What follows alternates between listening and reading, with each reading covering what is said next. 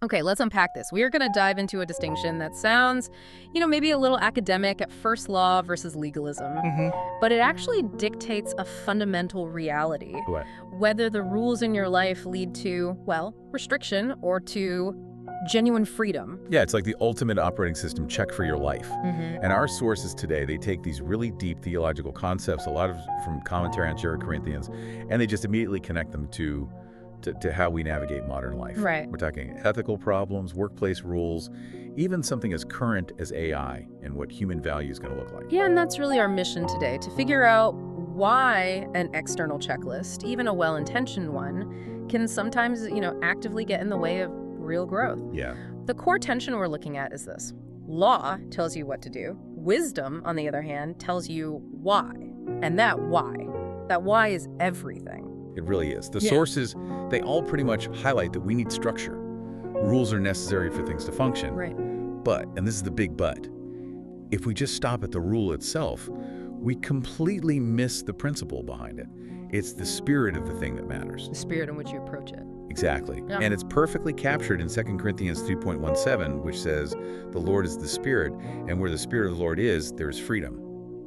So right away, the whole conversation is framed around liberation, not just, restriction. So let's really define the stakes here. What is the actual functional difference between these two ways of operating? You could think of it as 2 different approaches. The commentary we looked at contrasts what they call 2 ministries.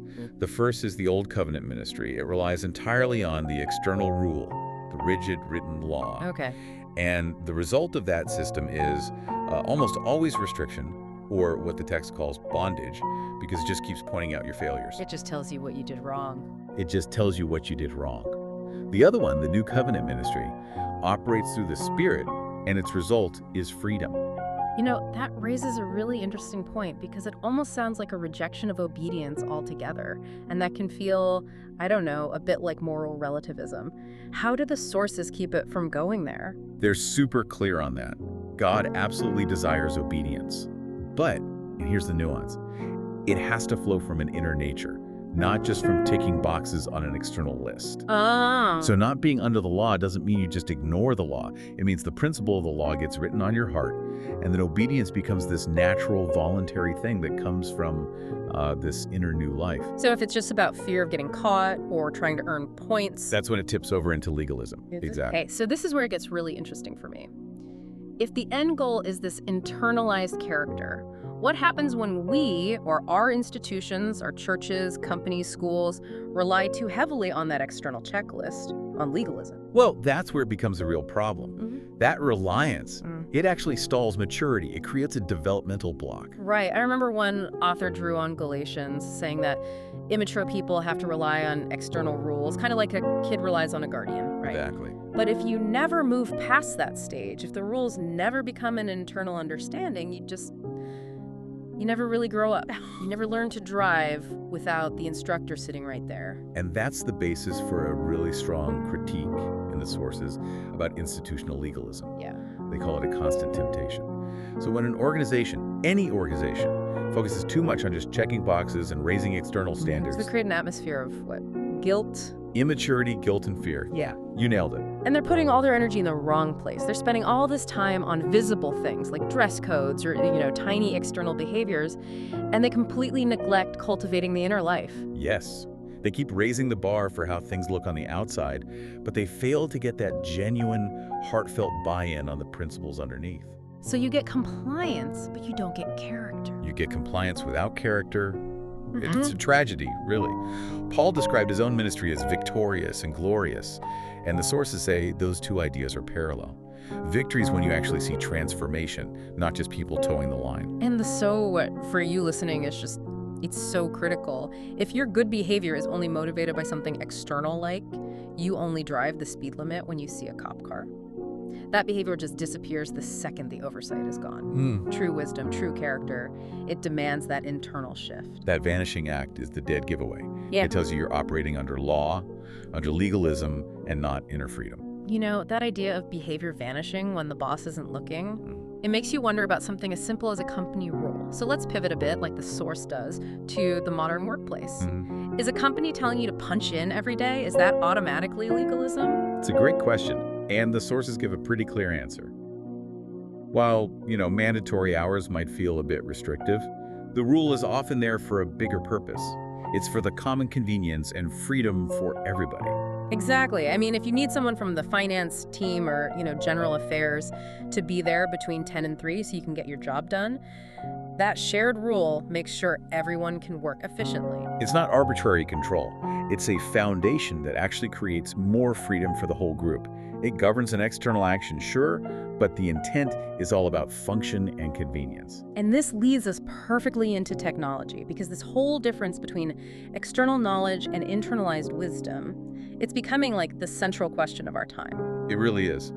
We found one author who connected this whole law and legalism idea directly to the conversation around AI. Ah, you're talking about the Jensen Huang quote about what happens to human value when AI gets really good. Yes, exactly. He famously said that AI won't replace you, but it will replace smart knowledge. So if all the data, all the facts, the ability to just pass tests, if all that gets automated, what's left for us? What's our value? Right. And Huang suggested it was in taste or discernment. So smart knowledge is basically the law. It's the checklist. It's the legalism. It's just the raw data. Pretty much.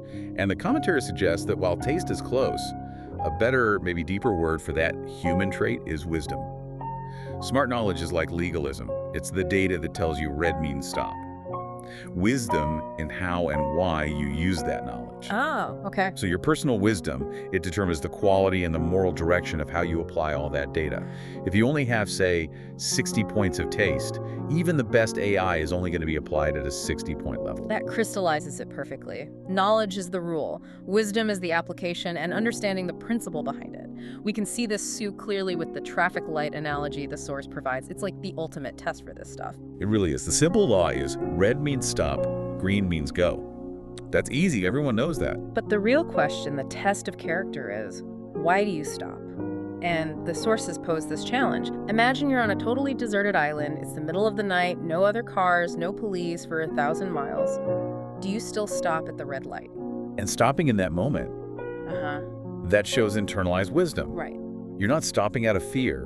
Yeah. You're stopping because you respect the principle of safety, of right-of-way, the whole system. The external rule has become part of your internal character. And this is exactly why, the sources argue, morality lessons in schools can sometimes fall so flat. If the lesson just stops at the external law, don't commit crimes because you'll go to jail. It doesn't work. It doesn't produce real character development. It doesn't build wisdom. And that's why we still see so much, network crime and fraud.